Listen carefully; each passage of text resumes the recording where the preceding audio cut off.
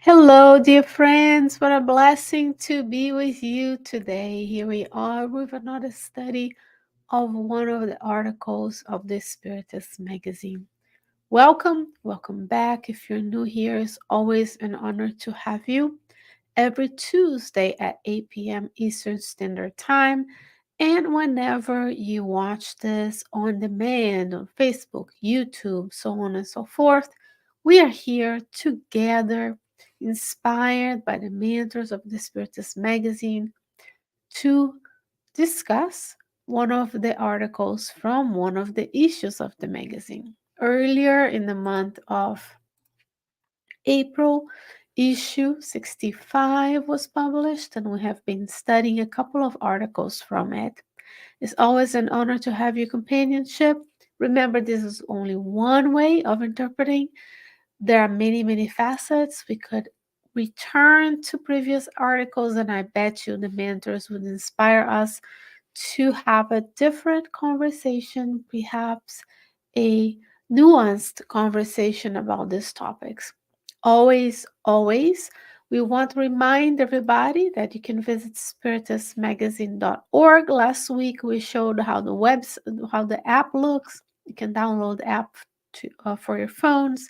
You can download the PDF version from the website spiritistmagazine.org, or you could even, if you'd like, order a physical copy of the magazine. And the question is, how can I use the Spiritist magazine in my life? And today we're going to see how to do so. We have an article from the writer Carlos Torres Pastorino that is entitled Turn on Your Light. This is from a book called Minutes of Wisdom that is not yet in English, but you can find a similar study from it from our dear friend Vanessa Saloni, who also happens to be the editor of the Spiritist magazine. If you were to download the PDF version of the magazine to your computer, you would see what you're seeing on the screen if you're watching this. If you're just listening to me, I'm sharing my screen that has the PDF version of the magazine, and the article is called Turn on Your Light. And as a reminder, you can browse to and from the different articles. I'm using the little thumbnails on the left, and you can have the many teachings. Here's a series by Américo Canhoto, who is a physician and a spiritist. And there are several articles from about families and family relationships in the Spiritist magazine. Here is one from the Spirit St. Louis about pride. And this is today's teachings for. Have you thought about it, dear friends? In the book, as an introduction to this topic, in the book, Living Spring, the author Emmanuel, for the mediumship of Francisco Cândido Xavier, reminds us in chapter 30, it's titled Educate, that inside of us we have the gene, the DNA of divinity. So the seeds of divine wisdom, divine composition in nature is inside of us. We've been living many reincarnations here on Earth and possibly in other planets where we are practicing the development of that seed, that gene of divinity. And what does DNA do? DNA genes encode for proteins, and then encode for mRNAs, and then they code for proteins. And proteins are the executors of the message that is on DNA.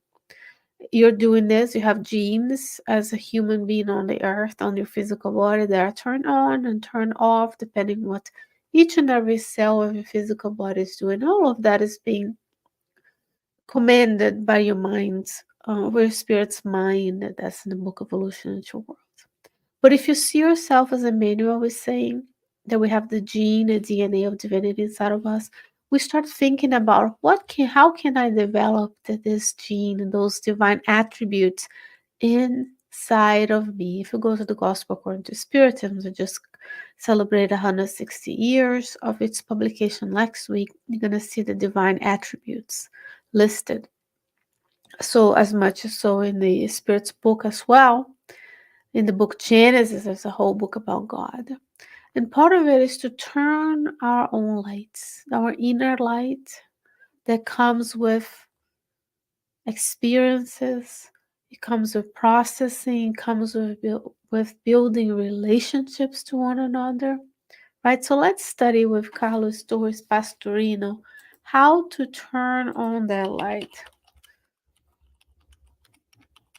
Carlos Torres Pastorino, I want to see if we can find a picture of him so that I can show it to you, which is possible. Not while I'm live, less likely that we're going to be seeing this together. I'm not gonna find it live because it's too much pressure, but that's okay. You can search that, or you can go to spiritistmagazine.org. Every issue has one of them. So for today's teachings, turn on your light. Let your light shine. Jesus said, don't put your lamp under the table, right? Don't hide your lamp or your light from others. So here's what Carlos Torres Pastorino says. Turn on your inner light, the light of wisdom and goodness.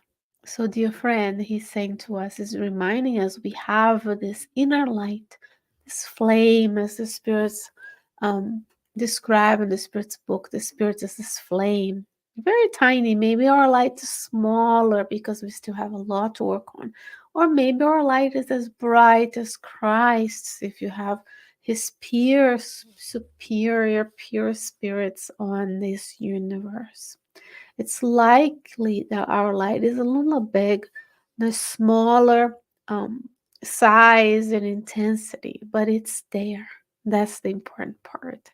Because if we know it's there, then we can each and every moment of each and every day make efforts to turn on this inner light of wisdom and light of goodness, because you are destined to be a superior spirit.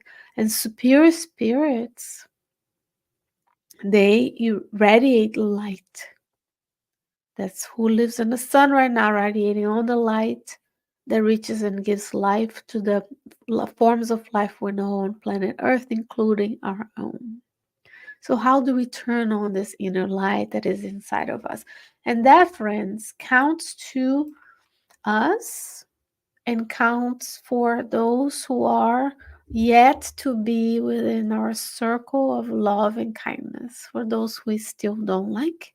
But it's a matter of time, because Christ loved us all, even those who persecuted him, those who betrayed him, those who are today actively acting on the behalf of the dark forces, trying to prevent the spreads of Christ's teachings.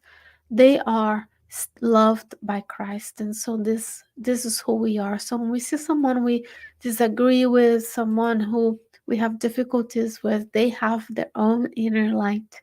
We want to honor and we want to encourage them to turn it on, to work with wisdom and goodness. He says, dedicate a few minutes of your day to meditation, because the enlightened person does not find darkness on their path. Inner meditation, question and answer 119 of the Spirit's book. What we have is this need to know ourselves, and you can only know yourself if you stop, breathe, and reflect. If we're just going through the daily grind of the physical sensations and instincts, we are less likely to meditate. What were my actions? What are the intentions? How can I do better? Who else I need to reach out to? Who may I have hurt that I need to make amends with? Those are all questions in St. Augustine in question and answer 919 brings to us. And this is where he's saying here. And friends, meditating for a few minutes does not only mean sit around with your cross-legged and in silence. That should be just because we can be sitting here looking calm and our mind is in turmoil. It can be mindfully enjoying your meal where you're taking in all the nutrients, you're talking to the food and blessing all the hands that touched it, asking those molecules to be nourishing to you, mindfully taking one bite at a time, not doing 15 things at a time, but just one at a time. It might be maybe mindfully walking around your house, mindfully stopped at a traffic light and looking who is around you, praying for them, how can I be of service now, Jesus, that service? Those small minutes of walking in nature, if you have access to a park, those are moments of meditation because you want to get to know where you are, who you are as a spirit. What is my reincarnatory plan? Who is around me? How can I do better? Always, always to improve because the law is of progress. He says, wherever you go, light radiates from you, reaching everyone nearby. Have you ever thought about this? So if we have this inner light and it's radiating out, it's reaching everyone around the same way their light reaches you. So if our light is dim, we have a smaller area of influence. Or if our light is bright, Chico Xavier, Divaldo, Mother Teresa, Dalai Lama, all the big names that are here on the earth to bring us the true example that this can be done in this lifetime. So let's radiate this beautiful light that is inside of us, just waiting for the kindling, for the fueling. And how do we fuel? We fuel by serving others. Not just my house, my family, my activities, my, just how can I serve others wherever I am? Dive deep into yourself and listen to the voice of your conscience, which is the silent voice of God speaking within you. Remember, we are immersed in God's love. Go to the book After Death by Leon Denis. Love being this source of glue that keeps everything together, and only through relationship we can reach this state of loving one another.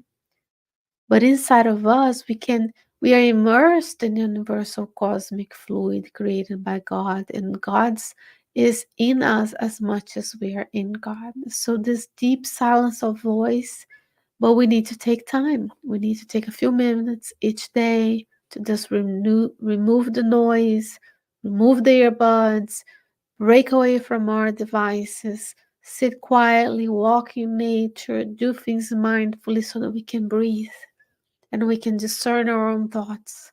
We can listen to the voice of our conscience because more likely than not, our intuition, our mentors and guides are with us and they're guiding us, and our own conscience from the past lives we lived are going to guide us towards different paths and how to course correct if needed be.